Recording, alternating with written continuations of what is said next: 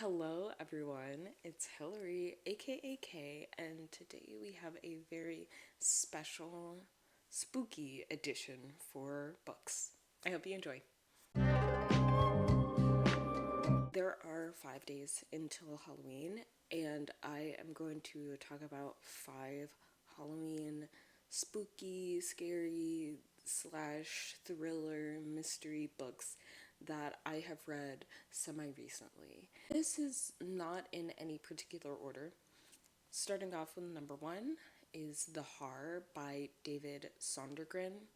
This is a monster romance book, but it is also very much a horror book.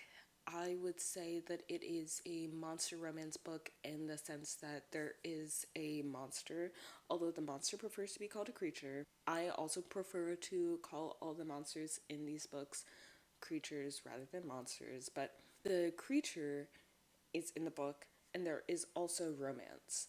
But it's not a typical monster romance book. It's not like, ooh, super hot, we're getting freaky. It's more like, oh, these are just two sweet people who love each other. Now for the plot of the book. I've rambled on enough.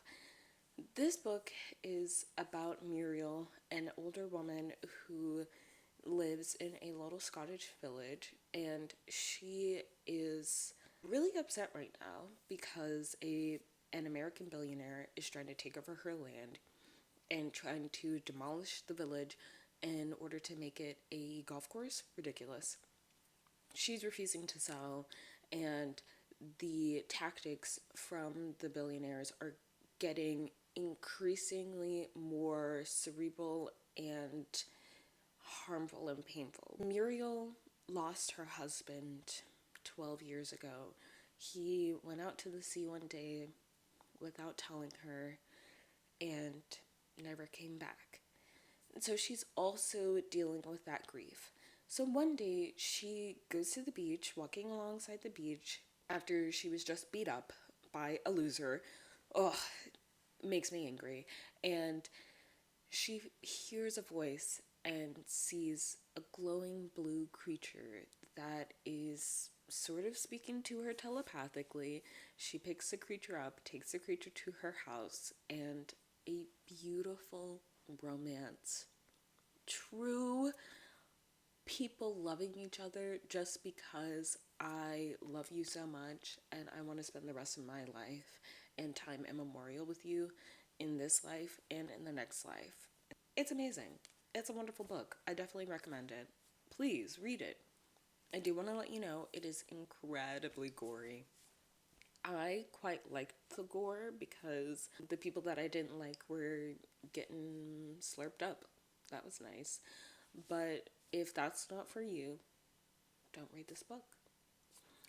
For number two, we are talking about We Ride Upon Sticks by Quan Berry. What a fun read. This book was gifted to me by my former coworker, and I am very grateful to her for that because I read it and I thought, well, not only is this perfect for Halloween, but also I quite enjoy this. This book is about a group of girls who are a part of a field hockey team, and they are losers. They have not won a game at all last season. They're going to become seniors this next season and they want to finally win a game. Like, what would you do if you really wanted to be the field hockey champions? Well, for these girls, they decide that they are going to all sign their names in a notebook and pledge a pact to Emilio, who is going to give them the winning streak that they desire in exchange for them doing evil deeds. So, you know, which is there's a lot of talk about the Salem witch trials because one of the characters in the book is a descendant of the Salem witch trials, and it's all very fun. It's a great exploration of what teen girls would do when pushed. Like, what would you do if you could A, do whatever you wanted to without thinking about the consequences, and B, what would you do if you felt like you were constantly hearing from the little devil on your shoulder, and you knew that you just had to do what the little devil said. I really enjoyed this book. It was so sweet. I almost cried at the end. I didn't cry. I was really proud of myself for that, but I did in fact almost cry. It was so sweet. Oh my gosh. Yeah, it's also about finding yourself and learning what you want to do and who you want to become in the future. It's a lovely, lovely book. Please read it. Please. Also, if you listen to the audiobook, the person who does the voices did an amazing job. I listened to the audiobook for a little bit. I had the physical copy, but the voices were perfect. Absolutely hilarious. My favorite voice was definitely Sebastian's voice. It was just so over the top. Also, this book takes place in the 80s, so there are a lot of 80s references, and they are all really amazing. If you don't get them, then just look them up. But I got almost all of them because despite being in my 20s, I am spiritually 65. So, for book number 3, we are talking about The White Guy Dies First by Terry Benton Walker. This book is a series of short stories, all by authors of color, and the premise of the book is actually the title, which is that the white guy dies first. Friends, I listened to this in audiobook format. I don't know how to say that it really made the experience. I was listening to it and I thought, oh my gosh, I'm in each of these stories. So there is sort of an overarching story going on, which is that guy wrote all of this stuff down and then he made a series of short films, and those short films are each of these stories. And so we start off by following people in a Reddit thread, and they're talking about all this stuff that the guy wrote and the fact that that guy disappeared and his work was never found, but actually someone did find his work, and so now the stories are being published online, and we are hearing the stories as though he wrote them / directed them. It's amazing. My favorite story had to be the very last story, which is about the haunted house. I was cracking up. And I do want to say that just because I was laughing at a story, that doesn't mean that it wasn't scary. I was terrified through all of these stories. Each of the stories were stressful. I listened to this audiobook before I drove to San Antonio, so I had heard a few of the stories, and then on my 4-hour drive to San Antonio, I listened to the audiobook again, and then on my 4-hour drive back from San Antonio, I listened to more of the stories. I was so stressed in that car. I was literally screaming as I was listening to this stuff because I just could not believe what I was hearing. It was so good. It was so good. I loved it. I can't really recommend this book enough. Each of the stories has a different plot line. None of them are connected. I would definitely say if you're listening to a story and you go, this might be too much, just go to the next story. You don't have to put yourself through it. One story that was a little bit too much for me was the one that started off talking about eyes and green eyes, and I was wanting to have green eyes. It was a little bit too much. It was a little bit too much. I was listening to it and I thought, woo, woo, woo, woo, woo. Whoa, whoa, whoa, whoa, pump, pump, pump, pump, pump, pump the brakes. I thought it was going to be like The Bluest Eye by Toni Morrison, and it was not. But great series of stories. For number 4, it is Welcome to Night Vale by Joseph Fink and Jeffrey Craner. You remember I made a video earlier this month about the board game? Well, guess what? The creators of Night Vale actually wrote several books. But one of their books is called Welcome to Night Vale. This story is about Jackie. a perpetual 19-year-old. She's been 19 for, according to her, forever. And she met this guy in a tan jacket, and he handed her a card, and it said King City. And now every time she tries to throw it away or burn it or get rid of it in some fashion, it returns to her hand.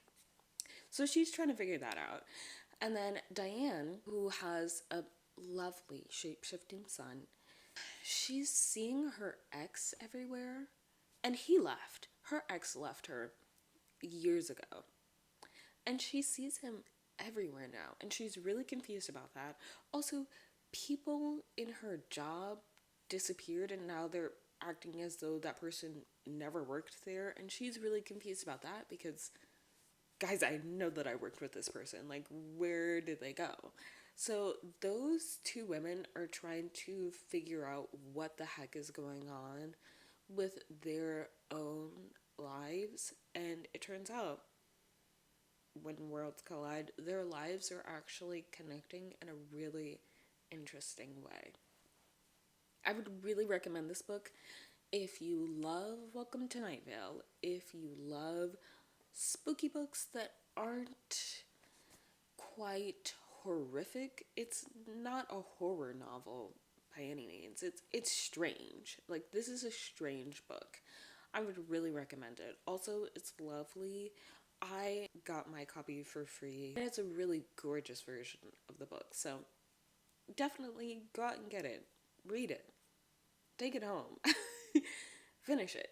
For our fifth book, it is Ink, Blood, Sister Scribe by Emma Torse. Ink, Blood, Sister Scribe. That seems like a series of words. And it is a series of words. And that's exactly what this book is about. This book is less horror, less spooky, scary, and more ew. Some of the stuff in this book made me go, ugh. Really made me grit my teeth because there was blood, as is in the title. There was a lot of blood, and there was some body horror stuff. And I thought, I can't live in this universe. What's this universe? What's going on in this book? Well, this book is about a series of people, but it's mostly about two sisters. They are separated by hundreds of thousands of miles, and they are connected by magic. What? Yeah, it is giving Twitches in a way, but it's not quite Twitches. They know that they're sisters. One sister is unaffected by magic, and the other sister can do magic, and they have a really complicated relationship because the sister that's unaffected by magic had to leave because of a series of events, because she's unaffected by magic and they have to have wards at their house. And what's going on? Well, what's going on is that there's a secret society of people who write magical books, and the magical books can sometimes track people.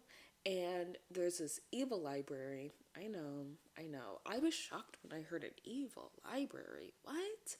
The evil library is trying to round up all of the magical people and sort of keep them in the library and sort of do a British Museum type of thing where, oh, all the magic belongs to us and we don't have to share it, but we'll share it to the highest bidder, but not to any of you poor people. So these two sisters are trying to figure out what's going on, and they're also trying to get back to each other, and they're also trying to take down this library, even though they don't really know that the library exists right now. It's a really fun book, and I feel like the way that we get introduced to characters and to plot points is fun. It felt a little long for me personally, but I think that was just because I was reading it at a time where I wasn't really feeling reading books. But those are my 5 books that I have for you for the last 5 days of October. If you end up reading any of these books, please let me know. If you have read these books, tell me how you felt about them. And I will see you next month. Bye, everyone.